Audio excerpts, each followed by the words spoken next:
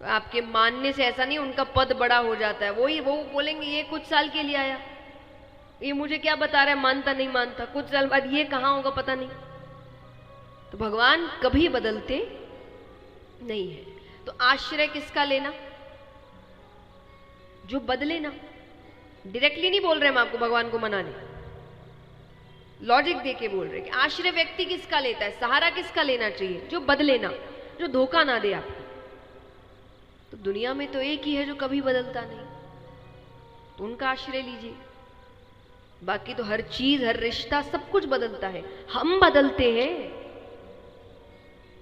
संसार हर समय बदल रहा है। संसार को अगर हम सत्य मान भी ले, कई लोग कहते हैं संसार आप बोल रहे झूठ है, दिखता है, भगवान दिखते ही नहीं। पर सत्य की परिभाषा है जो बदले ना वो सत्य। संसार तो बदल रहा है, हम और आप बदल रहे हैं, हमारे आश्रय बदल रहे हैं। जैसे एक छोटा सा बच्चा है, उसके सामने 1 करोड़ रुपए रख दो और कुछ खिलौने रख दो, बच्चा क्या उठाएगा? जोर से कहिए, आप क्या उठाएंगे?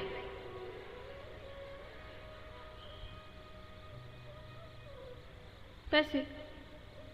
अब मान लीजिए बुढ़ापा आ गया, ज्यादा समय बचा नहीं आपके पास, और आपको इस समय पता चले कि आपको इन दिनों में या तो 10 करोड़ रुपए दे दिए जाएंगे, या ये पूरा समय आपको अपने परिवार के साथ मिलेगा, पूर्ण रूप से सब साथ। क्या चुनेंगे हम? एक ही जीवन में 3 बार हमारे आश्रय बदल गए।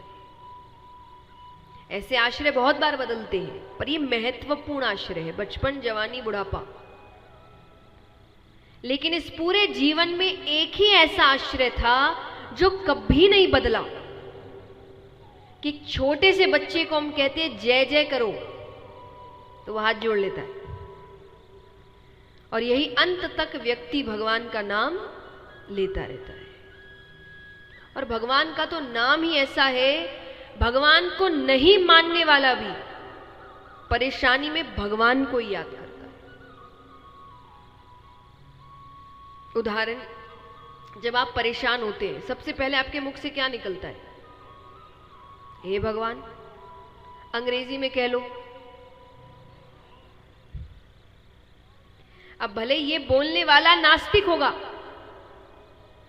लेकिन दिक्कत में उसके मुख से निकलता ही। अब कैसे साबित करे भगवान सबके अंदर है? कि जब परेशानी आती है तो याद आपको वो ही आते हैं सबसे पहले। आनंद क्या है? हम आनंद बाहर खोजने की कोशिश करते हैं, यहां चले जाएंगे बड़ा आनंद आ जाएगा, ये देख लेंगे बड़ा आनंद आ जाएगा, यहां घुमाएंगे बड़ा आनंद आ जाएगा। ये सब कुछ समय के आनंद है, सिर्फ कुछ समय के। आज इस दुनिया में सबसे ज्यादा मनोरंजन के साधन मनुष्य के पास है, सबसे ज्यादा। फिर भी सबसे ज्यादा बोर मनुष्य होता है। हर कुछ समय में उसको कुछ नया चाहिए, कुछ नया चाहिए। जानवर बेचारे कब से ऐसे ही चले आ रहे हैं, पर हमको नया चाहिए। क्यों? क्योंकि हमने सच्चे आनंद को अभी तक पहचाना नहीं है। देखिए, खुशी परिस्थितियों से नहीं आती, याद रखना, कभी नहीं आती। आपने बना लिया है, इसीलिए आप बार बार दुखी होते रहते हैं। खुशी तो हमारे अंदर है, हम कैसे भी रहें खुश है।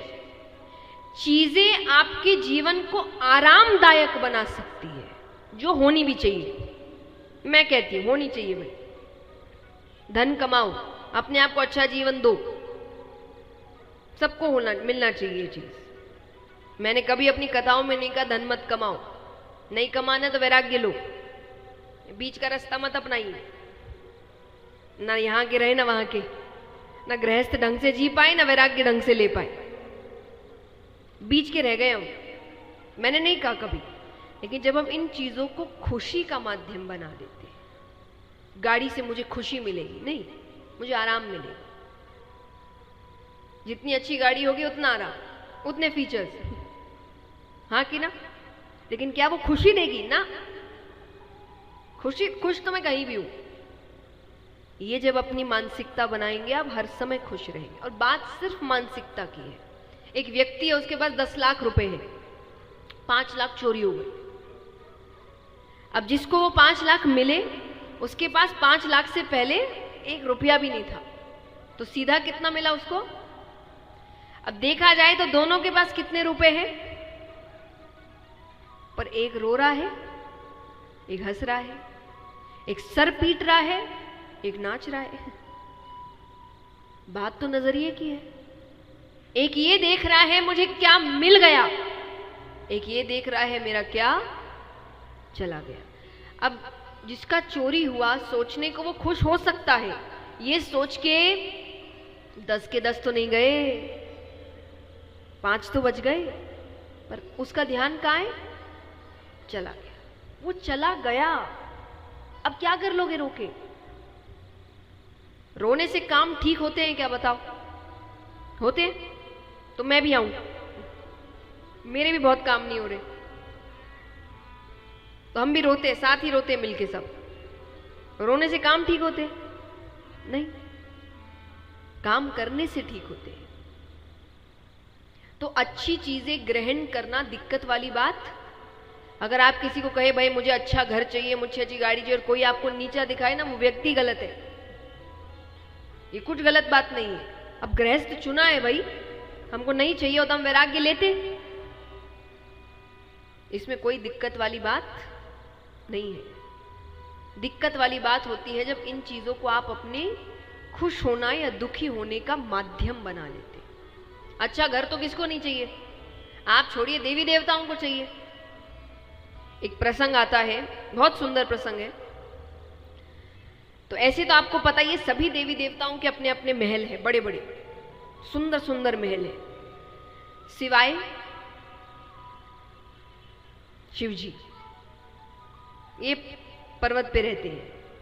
तो पार्वती जी ने एक दिन कहा कि भाई मुझे घर चाहिए, मेरा मुझसे नहीं हो रहा है, सबके अपने अपने घर है, हम ही एक पर्वत पे रहते हैं। तो भोले बाबा कहते हैं अब इतने समय से तो रहते आ रहे हैं, कोई दिक्कत तो हुई नहीं है।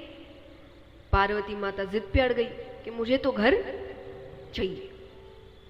तो पार्वती जी कहती है